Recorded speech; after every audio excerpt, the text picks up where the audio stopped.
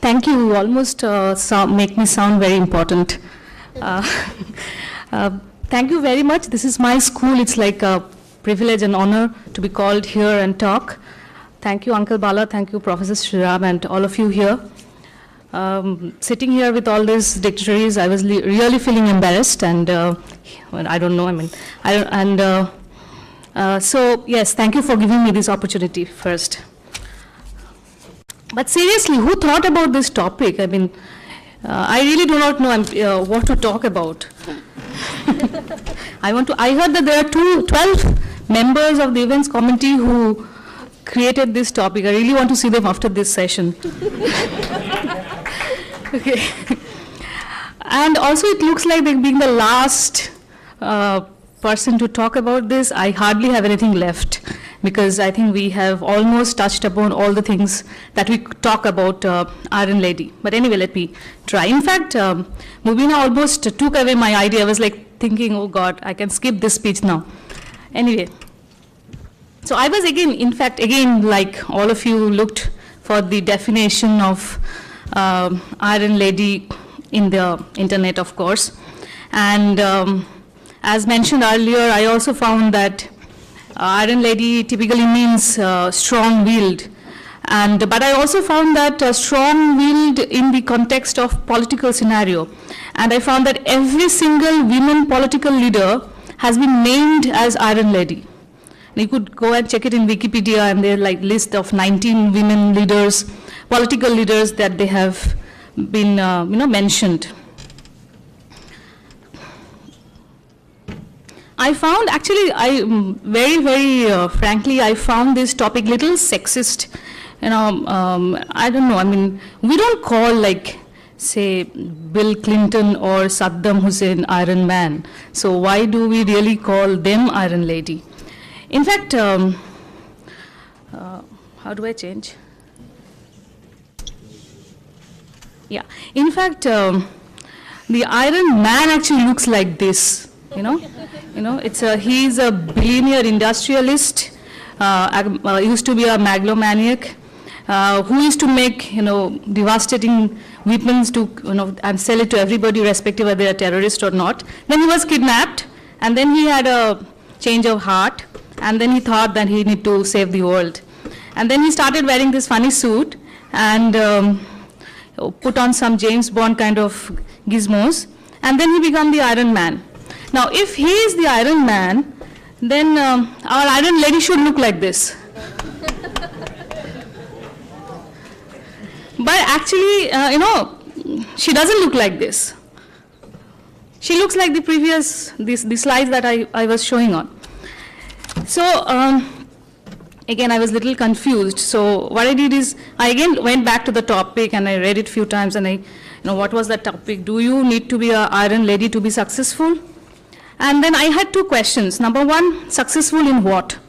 Now, I'm not going to define what is successful and all that has been discussed so much here.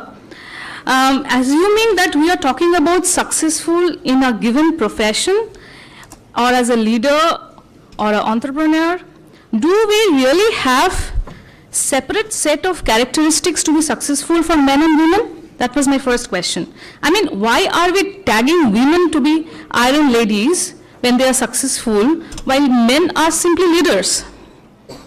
The second question is, if Iron Lady means strong-willed, then are we somehow suggesting the Iron Man, I mean the leaders of the world, they are weak-willed? I don't know.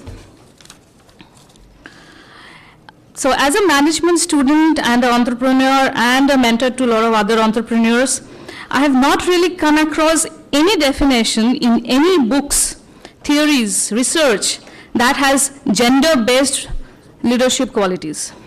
In fact, given the logical reasoning and understanding, I can very comfortably say that whatever has been described or found out to be required or essential characters of a successful leader, be it a man or a woman, should have exactly those qualities to be successful. So again, this was shown by Mubina, but what I wanted to show here is that the figure that she didn't show actually. Now, without going into the debate about who is a better manager between a man or a woman, we can clearly say that women have fared better in some of the cases. Here, if you look into this, they have fared better in some of the cases. So the question is, why?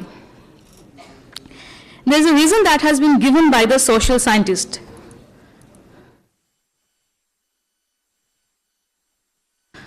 So what they say is that leadership continues to be viewed as a culturally masculine position. That is typically what the social scientists say. You can read it, I'm not going to read that.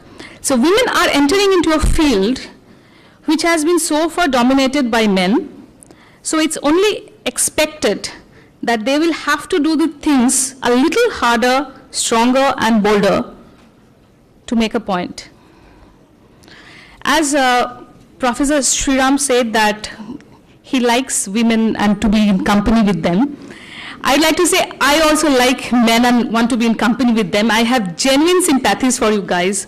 You know, for 100 years you have been competing with each other, and suddenly there is a new specimen to compete with, a kind which you never understood at home. Now you have to deal with them even in your corporate world.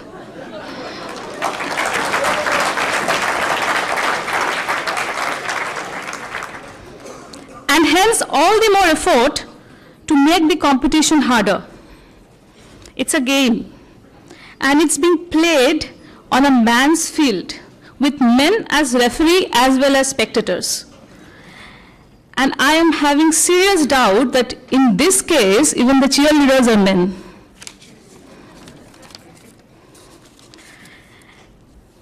So if it all takes for a woman to be successful is strong will, I really don't mind to call it iron, steel, or even platinum, so long it helps in playing the game fair and square and successful. Tags really do not matter. Thank you.